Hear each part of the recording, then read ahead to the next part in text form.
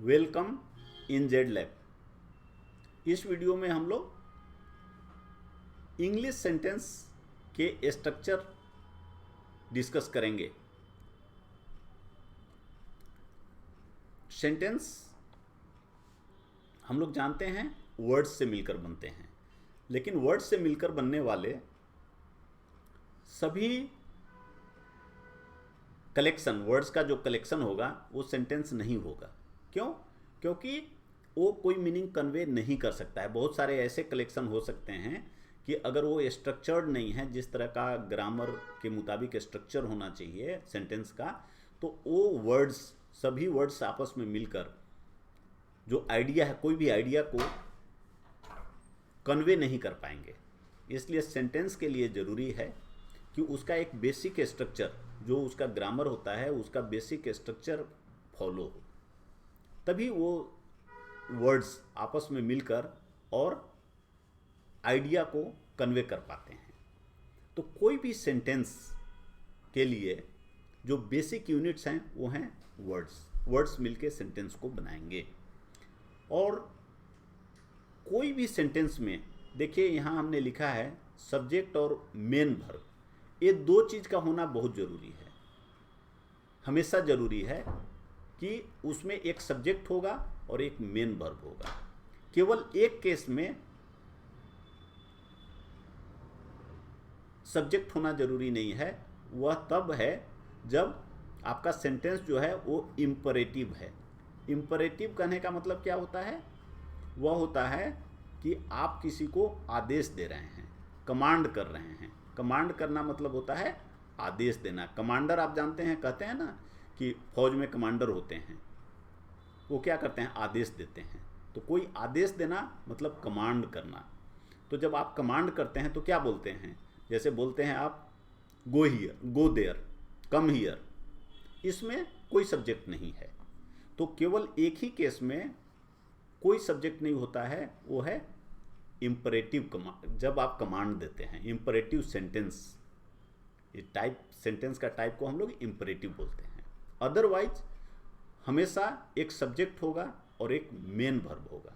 Main verb कहने का मतलब क्या है कि वर्ब जो होते हैं वो अलग अलग तरह के होते हैं। अभी हम लोगों के इमीडिएट जानकारी के लिए वर्ब हम लोग जानते हैं कि वर्ब जो होते हैं वो एक्शन वर्ड होते हैं। ऐसा वर्ड होते हैं जो एक्शन को बताते हैं। लेकिन कभी कभी क्या होता है कि कुछ ऐसे वर्ड्स होते हैं जो अपने आप में एक्शन को नहीं बताते हैं, लेकिन जो एक्शन वर्ड होते हैं उनको वो हेल्प करते हैं उसका पूरा मीनिंग को बताने में। तो इसलिए उनको ऑक्सिलरी, सहायक, इसका मीनिंग होता है सहायक, सहायता करने वाला, तो ये वर्ब बोलते हैं। और सब्जेक्ट, कोई भी सेंटेंस में सेंटेंस बनता है तो आप कोई चीज़ के बारे में बताते हैं, कोई भी चीज़ के बारे में कन्वे करते हैं। तो जिस चीज़ के बारे में आप बोलते हैं वो सब्जेक्ट है। हिंदी में सब्जेक्ट को कर्ता कहते हैं। कर्ता का मतलब यह नहीं होता है कि वो जरूरी है कि वो कुछ कर ही रहा है, ऐसा कोई जरूरी नहीं है कि वो कर रहा है। तो सेंटेंस में एक सब्जेक्ट होगा। सब्जेक्ट मतलब विषय, जिसके बारे में हम बात कर रहे हैं, जिसके बारे में हम चीज़ों को बताना चाह रहे हैं, तो उसको सब्जेक्ट कहते हैं। तो सब्जेक्ट का हिंदी कर्ता होता है, लेकिन कर्ता का मतलब ये मत समझें कि करने वाला, कि वो कुछ काम ही कर रहा है, वैसी कोई बात नहीं है। आइडिया भी सब्जेक्ट हो सकता है, थिंग भी, ऑब्जेक्ट भी सब्जेक्ट हो सकता है। तो सब्जेक्ट एक्चुअली विषय है जिसके बारे में हम लोग बात करना चाहते हैं। हम लोग क्या लिखते हैं? जैसे राम ईट्स, राम खाता है। तो यहाँ हम किसकी बात कर रहे हैं? राम की।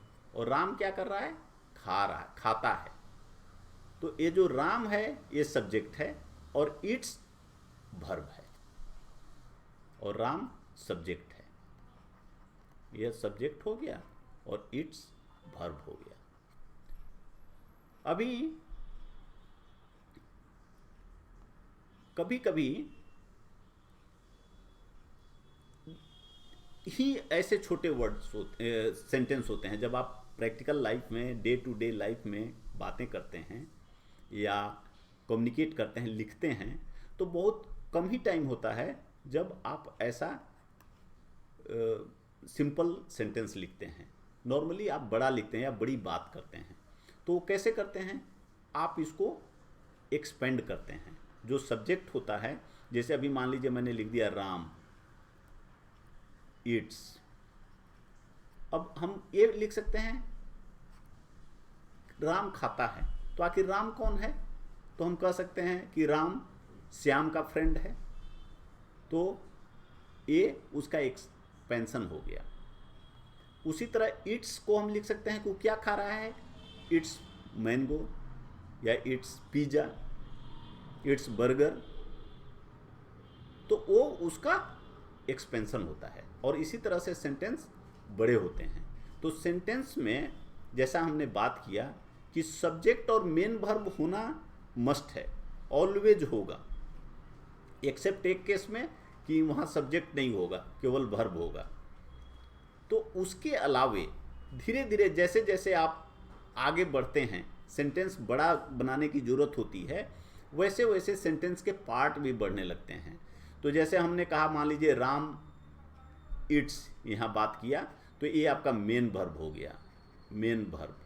अब अगर मान लें कि ऑक्सिलरी वर्ब की क्या ज़रूरत होती है, अगर केवल हम ईट लिखें तो ईट को आप उसके सभी स्टेट को, सभी दशाओं को, सभी हालत को एक्सप्रेस नहीं कर सकते पूरा पूरा। जैसे मान लीजिए वो अभी खा रहा है, तो हम कहेंगे कि Ram is eating, Ram is eating.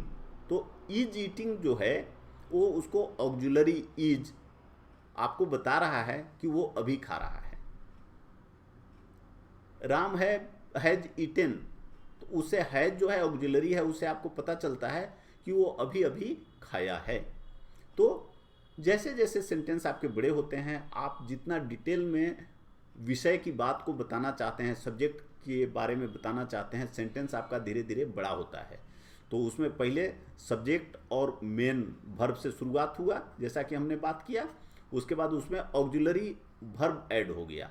अगर आपने बताया कि वो अभी खा रहा है, तो राम इज ईटिंग, तो इज भी आ गया, वो ऑक्सिलरी वर्ब है।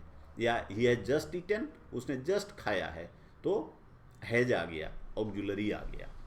उसके बाद उसने क्या खाया है आप बताना चाहेंगे, तो मान लीजिए आपने कहा कि मैंगो खाया है या पिज़्ज़ा खाया है, बर्गर खाया है, तो वो ऑब्जेक्ट हो गया, तो उससे सेंटेंस और आगे बढ़ा। एक प्रेडिकेट कहते हैं कि कोई भी आपने लिखा, जैसे मान लीजिए कि Ram Yeats tasty mango, Ram जो है स्वादिष्ट आम खाता है। तो ये जो यहाँ से शुरू हुआ, ये सब प्रेडिकेट में आते हैं। जो ईट्स टेस्टी मैंगो, ये सब प्रेडिकेट में आते हैं, तो इनको प्रेडिकेट बोलते हैं। कॉम्प्लीमेंट का मतलब हुआ कि जो क्वालिफाई करता है, जैसे सब्जेक्ट हो गया, वर्ब हो गया, ऑक्सिलरी वर्ब हो गया, ऑब्जेक्ट हो गया।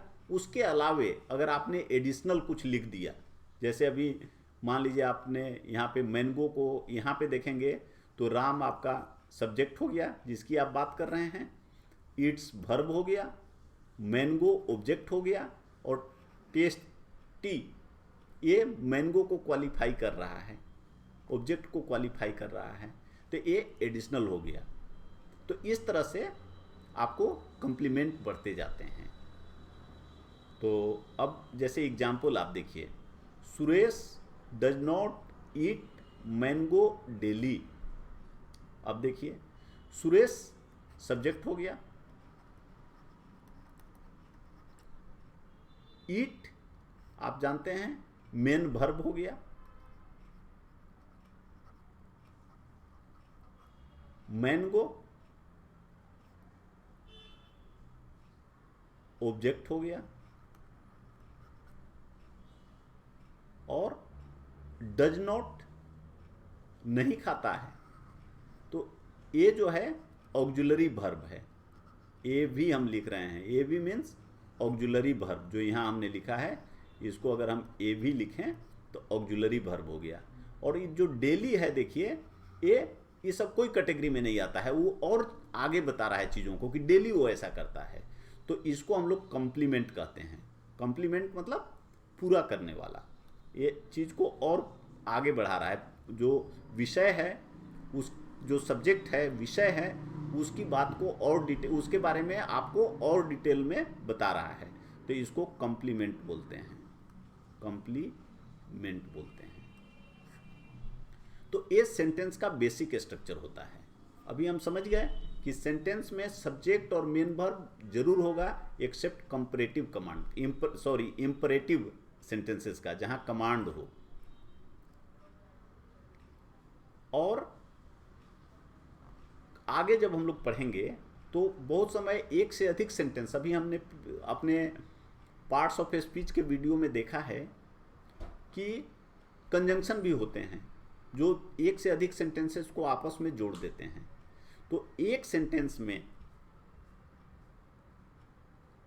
जब एक से अधिक सेंटेंसेस जुड़ जाते हैं तो वैसे केस में जो पार्ट सेंटेंसेस होते हैं उनको हम लोग क्लॉज कहते हैं। जैसे एक ही सेंटेंस में उस समय दो सेंटेंस नहीं कर सकते क्योंकि वो एक सेंटेंस के पार्ट हो गए, तो उनको हम लोग क्लॉज बोलते हैं, CLAUSE। अभी हम इसको अधिक कॉम्प्लिकेटेड नहीं करेंगे, इसको इतना ही इस वीडियो में हम लोग देखेंगे, बाकी चीज़ें हम लोग बाद में डिस्कस करेंगे।